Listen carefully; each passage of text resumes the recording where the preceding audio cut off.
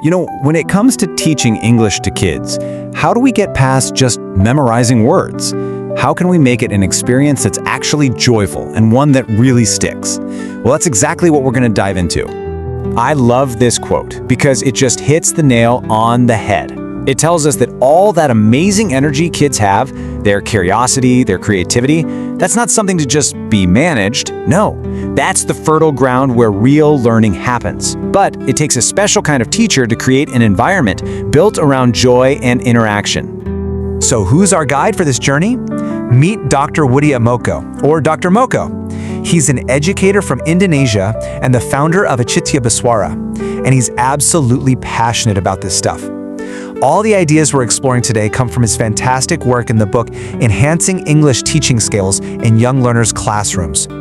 All right, so here's our game plan. First, we'll look at why we need a new paradigm. Then we'll get into 3 amazing strategies: the Socratic strategy, digital innovation, and thematic learning. And we'll finish up with a really powerful message for all you teachers out there. Okay, let's jump right in. First up, a new paradigm, and the big challenges we face with the old ways of doing things. So Dr. Moko noticed this problem, and I bet it sounds pretty familiar. So often, especially for primary teachers who might not have a deep English background, the go-to method is just this: the old monotonous, repeat after me. And look, it's been around forever, but the thing is, it can totally switch off the creativity and critical thinking that we're trying so hard to spark. So how do we break out of that rut? Well, that brings us to the first big strategy: using the Socratic method to turn simple classroom talk into some real deep thinking. And this really gets to the heart of it, doesn't it? It's a question every single one of us in education has probably asked. How do we make those conversations in our classroom actually mean something? Dr. Moko's answer is the Socratic question strategy. And what's so powerful about this is the shift in thinking. We're moving away from just drilling words. Instead, this method uses debate, actual debate, to build reasoning skills. It works because it forces kids to do more than just remember a word. They have to connect ideas, they have to defend a point of view, and they have to understand the context. It's a total game changer. And this slide just lays it all out perfectly.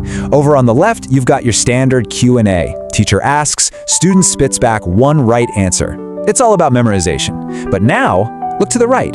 In a Socratic dialogue, kids are actually debating real topics, forming pro and con groups. The focus is on building an argument, on actually using the words they know. And that is how language really sinks in and sticks. Now, this idea of getting students actively involved, it flows perfectly into our second big idea: digital innovation. And we're going to look at a specific tool called Mindomo to help visualize knowledge.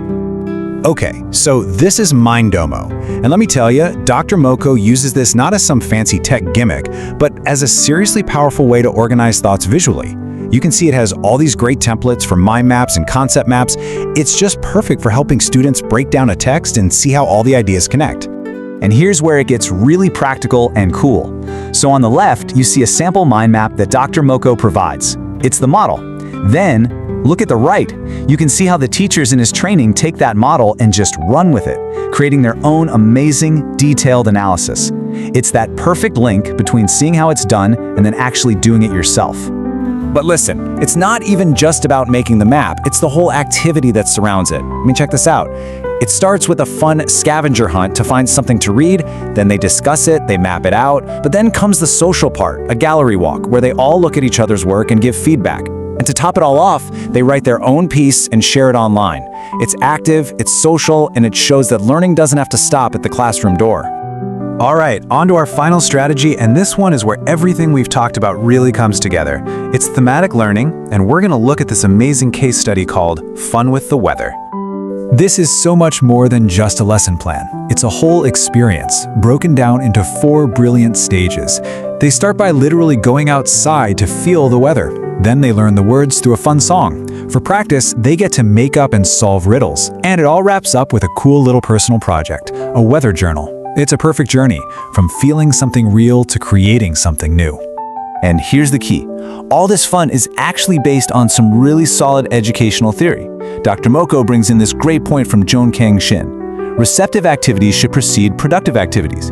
It just means you gotta listen before you speak. and the lesson is built around that. The kids listen to the song before they're asked to make up riddles. It's just smart, and it's how we naturally learn language.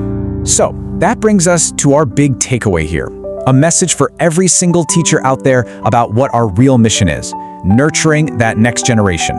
When you put all of this together, the deep questions, the cool digital tools, the fun themes, what's the end goal? What are we really trying to do? It's right here. It's about building learners who are independent, who are confident, and who are joyful. Kids who don't just know English, but who can actually use it to connect with other people. And, this is why it all matters so much. This is the dedication from Dr. Moko's book, and it really just says everything. We dedicate this book to the young learners themselves. They are the reason for every song sung, every story told, and every classroom routine carefully designed. Wow, it really puts everything into perspective, doesn't it?